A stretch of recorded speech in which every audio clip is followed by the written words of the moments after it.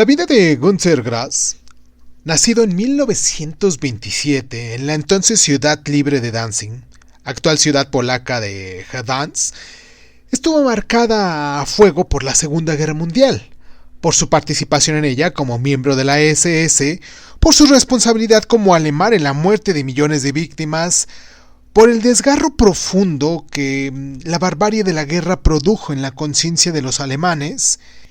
Y pues la guerra también le marcó su personalidad como escritor, orientó sus obsesiones y forjó su mirada sobre el mundo. Desde muy pequeño, Günter Grass supo que quería ser artista. Su talento para dibujar y escribir llamó pronto la atención de sus maestros y de su propia madre. Y en verdad el joven Grass era un artista integral, un hombre sometido por una fuerte pulsión creativa que se manifestó a lo largo de su vida tanto a través de la literatura como de la escultura o también de la pintura. Pero antes de comenzar su trayectoria, le sorprendió la Segunda Guerra Mundial. En 1943 fue llamado a las filas y a finales de 1944, cuando todavía no había cumplido los 17 años, fue reclutado por la división acorazada, la famosa Fundersberg, de la Waffen-SS. Estos fueron apenas unos meses y hasta los procesos de Nuremberg no tuvo conciencia de los crímenes nazis. En una de las batallas del Frente Oriental, cerca de Berlín, fue hecho prisionero por las tropas estadounidenses y pasó 2 años en prisión hasta que salió en libertad en 1946. Tras esta guerra, Grass trabajó como agricultor y picaderero, aunque seguía soñando con ser artista. En 1949 comenzó a estudiar artes plásticas en Düsseldorf y en Berlín, mientras escribía y ya publicaba sus primeras obras. Ya en 1959, la aparición de El tambor de hojalata le cambió radicalmente la vida, ya que se convirtió en la sensación literaria del momento y en el autor de culto de la generación de posguerra. Y desde ese momento su carrera literaria destacó. Le siguieron obras como El gato y el ratón, hecha en 1961, Años del perro en 1963, El Radaballo en 1977, La rateza en 1986. Y pues al mismo tiempo se comprometió con el Partido Socialdemócrata Alemán y publicó varios ensayos políticos como Alemania, una unificación insensata, hecha en 1989, o Discurso de la pérdida, sobre el declinar de la cultura de la Alemania unida, hecha en 1993. En 1999 le fue otorgado el Premio de Literatura y ese mismo año fue galardonado con el Premio Príncipe de Asturias de las Letras en 1999. Ya en el año 2007 publicó Pelando la cebolla, de carácter autobiográfico, en el que se reveló con gran escándalo público, por cierto, su pasado en la SS. Esto es Crónica Lunares. Yo soy Irving Sun y así como ya escucharon el día de hoy, vamos a hablar del tambor de hojalata. Y espero que las personitas que se están dando el tiempo para podernos escuchar, para podernos descargar, se encuentren muy bien. Todos esos lunares que ya se han ido anexando con el tiempo y que pues se han nombrado lunares por el hecho del nombre del programa. Espero también que se encuentren muy bien. A todos ellos les mando un abrazo y como pues decimos aquí, ¿no? Esto es tratando de que aprendamos algo nuevo cada día. Y pues nada, vamos a escuchar nuestro intro. Como les repito, esto es Crónica Lunares. Yo soy Irving Sun. Y pues, ¿qué tal si comenzamos? Cierra los ojos, cierra los ojos, cierra los ojos. Si escuchas que alguien se acerca, no temas. Todo estará bien.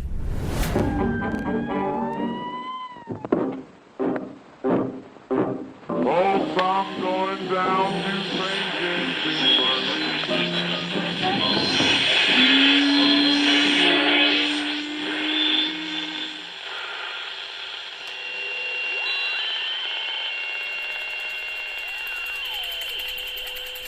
Estás escuchando Crónica Lunar, el lugar donde entra por tus oídos.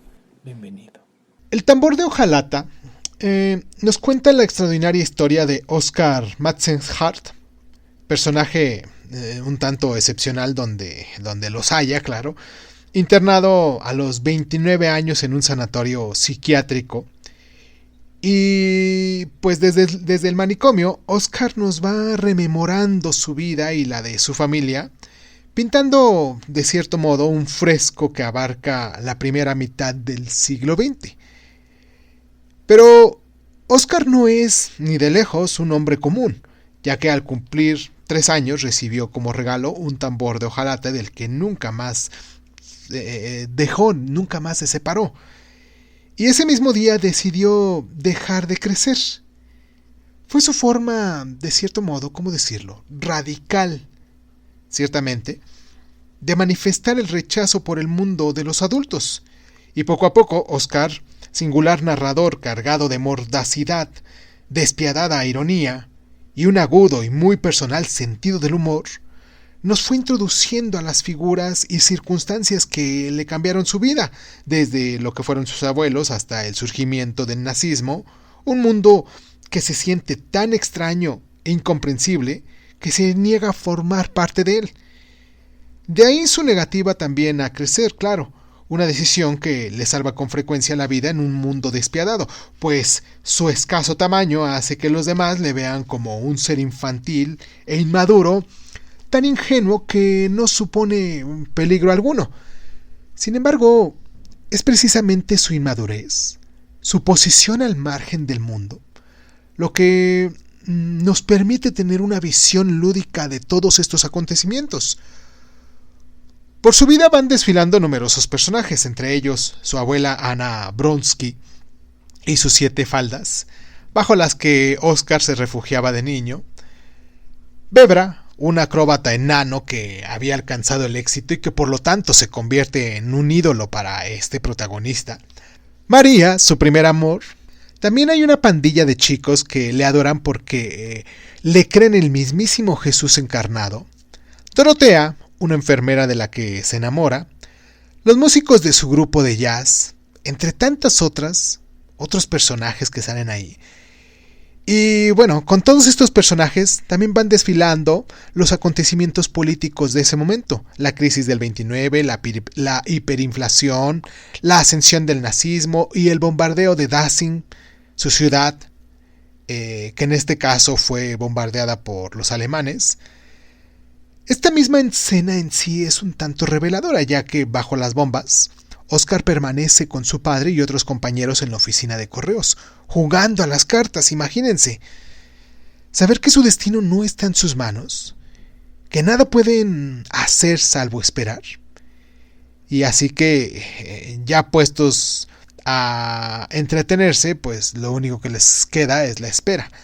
Esta novela está repleta de historias asombrosas, de divertidas anécdotas y reflexiones amargas que van retratando al pueblo alemán, su pasmo y su hipnotizada aceptación del ascenso del nazismo, su callada complicidad, su participación en la guerra y el abrumador sentimiento de culpa que siguió después en la derrota. Y pues, la mirada de Oscar es tremendamente lúcida, como solo puede serlo la mirada de un niño de indudable capacidad intelectual que voluntariamente renuncia a formar parte del mundo.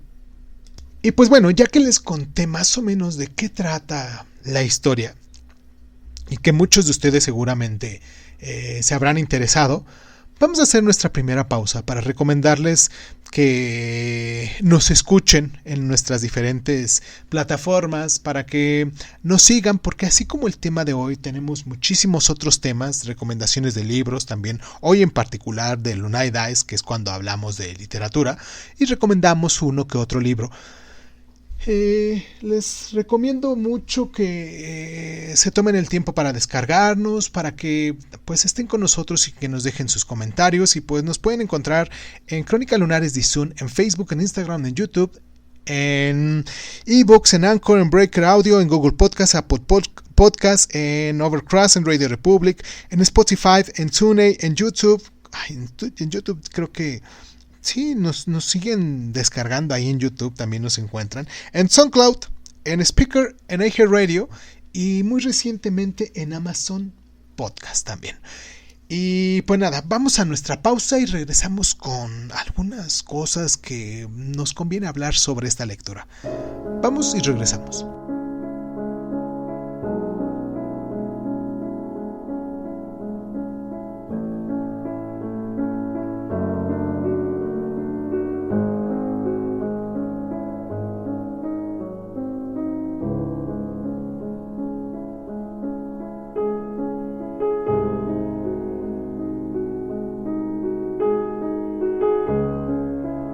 Cuando El tambor de hojalata fue publicada en 1959, como ya dijimos, su éxito fue clamoroso. Alemania, toda esa Alemania de posguerra, esa Alemania que se vio tan lastimada con la posguerra, pues seguía ahí, casi 15 años después del final de esta guerra, pues abatida, como bien sabemos, por un silencioso complejo de culpa, desmoralizada por los crímenes cometidos todos en su nombre. Y pues Günter Grass fue el primer autor que se atrevió a enfrentarse al siniestro pasado de su país de forma abierta y lúcida. Fue el primero en analizar que había un pasado y por qué había podido pasar. Esto supuso una liberación, la espita que permitió disminuir la presión. Tras Grass, como si se hubieran roto las compuertas que mantenían las represas de la corriente, un buen número de escritores comenzaron a reflexionar sobre el nazismo y la implicación de la sociedad alemana en los crímenes de guerra. Fue el inicio de una catarsis, por así decirlo, una catarsis colectiva que permitió emprender el cambio y la reconstrucción moral y también nos permitió evaluar con perspectiva el horror de lo vivido. Pero el éxito del tambor de hojalata tiene también otra explicación: la propia construcción de la novela, su libertad estilística, su ingenio y sus aciertos lingüísticos que supusieron una profunda renovación del lenguaje y que nos permitieron, en palabras de Marius Vargas Llosa, una vitalidad y una libertad que la lengua alemana había perdido luego de 20 años de contaminación totalitaria. Y pues es cierto que el éxito trajo de la mano la polémica, como era de esperarse en todos los grandes libros. Su tratamiento del sexo levantó ampollas en los sectores más conservadores, que salieron a la calle con pancartas que gritaban arte o inmundicia. Pero el humor negro del enano Oscar, su incisivo análisis y su mordacidad despertaron el interés general e influyeron en autores de todo el mundo, entre ellos Gabriel García Márquez, Kurt Vonnegut o el mismísimo Thomas Pynchon. El tambor de hojalata es una denuncia contra la represión y la brutalidad que brotan siempre en las sociedades enfermas. Y es sobre todo uno de los libros más sobresalientes de la literatura universal, obra maestra de la libertad creativa y lúcido retrato de todo su tiempo.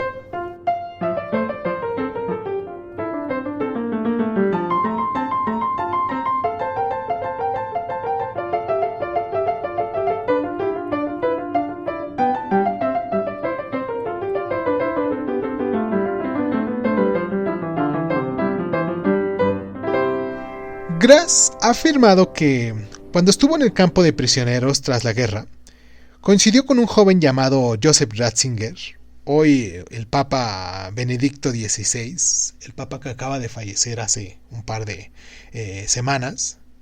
Ratzinger, afirma Grass, fue hecho prisionero en el campo de Bad Aldingler, en el que estuve yo en la misma época. Yo conocía ya a un bárbaro llamado Joseph, de mi misma edad, cuya aspiración era hacer carrera en la jerarquía eclesiástica. Lo estoy viendo ahora mismo. Los dos teníamos piojos, jugábamos a los dados y masticábamos comino de la misma bolsa para distraer el hambre. Él me intentaba convencer de que volvería al catolicismo, con una voz queda y algo fanática, pero yo le decía que quería ser artista. Le hablaba de mujeres, pero él no quería saber nada de eso. Tenía esa manera suave, penetrante, de hablar de los que están persuadidos, de tener una creencia verdadera. No dejaba de explicarme que la Inmaculada Concepción era un hecho real. Yo le replicaba hablando mal de la Virgen y enumerándole todos los instrumentos de tortura con los cuales se había hecho sufrir a la gente, en nombre de la venerada Madre de Dios.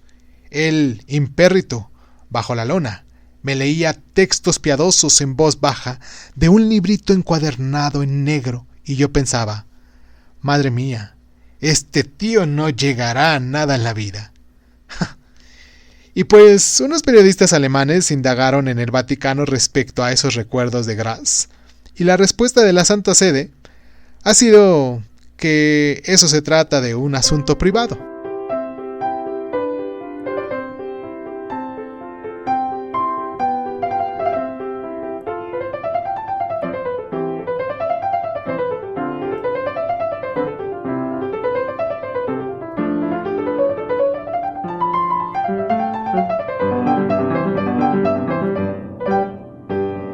Hunter Grass no podía ser menos que sus colegas de profesión y genialidad. El Premio Nobel de Literatura y el Premio Príncipe de Asturias fueron escritos a mano, ajenos a este siglo de ordenadores. Pero eso sí, esa concesión a la modernidad transcribe la segunda y la tercera versión de cada texto con una máquina de escribir de esas que hoy nos parecen ya siendo de la prehistoria. Hunter Grass escribía sobre un pequeño pupitre. Con frecuencia se levantaba a dar paseos por la habitación, mientras murmuraba para sus adentros una y otra vez las frases que quería escribir, proceso durante el cual las va depurando, reduciéndolas a una mínima expresión. Y como bien sabemos, solo entonces se anima a pasarlas al papel.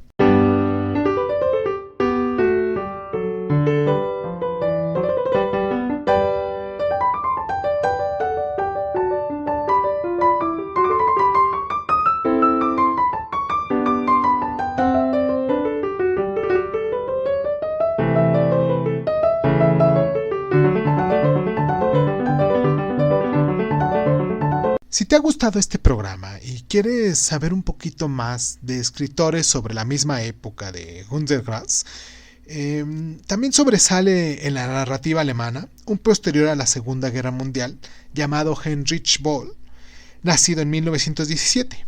Este autor fue un católico disidente y marcado por la traumática experiencia de la guerra, y en su obra encierra una acelerada crítica social y una acerba diatriba contra la falsa espiritualidad de los religiosos y sus fingidas devociones. Y sus obras más apreciables son Opiniones de un payaso, un librísimo que vale la pena mucho echarle un ojo. Bueno, cualquiera de los libros de los cuales recomendamos aquí vale la pena mucho echarles un ojo. También tiene Retrato del grupo con señora, y un librito llamado El honor perdido de Katarina Blum, llevada al cine por Volker Schondloff y Margaret von Trotta.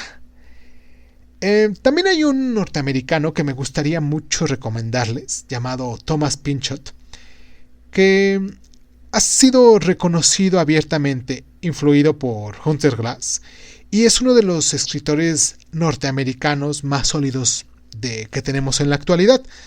Y como con Grass, el estilo de Pynchot es un tanto complejo, es deslumbrante, laberíntico, si pudiéramos decirlo. Una de sus obras más apreciadas es El arco iris de la gravedad, publicada en 1973 y por la que obtuvo el premio National Book Award. Y su argumento es un poquito difícil de hacer en síntesis, pero bueno, hagamos un esfuerzo, ¿no? Trata más o menos de Tyrone Slothrop, un militar norteamericano desplazado en Londres durante la Segunda Guerra Mundial y que tiene un problema. Siempre que cae una bomba alemana, las famosas B2, tiene una erección. La causa está en el aislamiento plástico de los cohetes, una sustancia con la que Slothrop, de niño, sufrió una serie de manipulaciones por parte de un científico loco. Los superiores de Slothrop, sorprendidos por tan anónima reacción, investigan esta causa, y otra de sus novelas más apreciadas es La subasta del lote 49. Cualquiera de estas dos obras que les recomendamos aquí hoy, tanto las de Heinrich Bosch y las de Thomas Pynchot, son obras fantásticas. Bueno, fantásticas no en el sentido de literatura fantástica, sino que son obras formidables que nos dejan una enseñanza, que aprendemos un poquito sobre la forma de vida que se tenía, y pues nos damos la oportunidad, si lo viéramos de algún modo, de contrastar con la sociedad que tenemos actualmente. Y pues nada, quiero terminar nuestro programa mandándoles un abrazo muy grande a todos esos lunares que nos han apoyado aquí en el canal, aquí en el programa de Crónica Lunares de Zoom, que nos han dejado sus donaciones en PayPal, que nos han buscado para dejarnos sus mensajitos, sus correos electrónicos.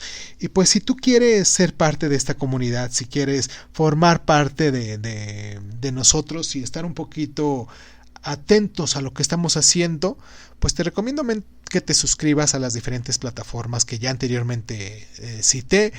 Y pues si quieres también dejar alguna donación, recuerda que nos puedes encontrar en PayPal como Irvingsun, @Irvingsun. Así nos encuentras y puedes dejar desde $1 en adelante, lo que ustedes quieran. Y pues a todos ellos que nos han estado apoyando, que nos han estado siguiendo desde hace tiempo y que recientemente también nos han estado compartiendo un poquito de su vida personal, a todos ellos les mando un abrazo.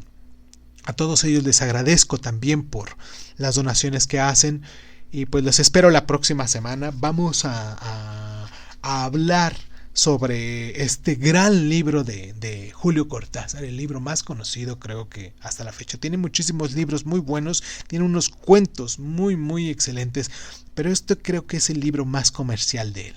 La próxima semana vamos a hablar de Rayuela. Los espero aquí, en el mismo lugar, en el mismo horario y en la misma frecuencia, ¿vale? Yo soy Irvingsun, esto es Crónica Lunares. Nos descargas en Spotify, en iTunes y en Amazon, y también en iVoox, en todas las plataformas de audio y podcast. Ahí nos encuentras como Crónica Lunares de Zoom. Yo soy Irvingsun y pues muchísimas gracias. Y los espero la próxima semana, no se les olvide, la próxima semana a la misma hora. Muchísimas gracias por estar.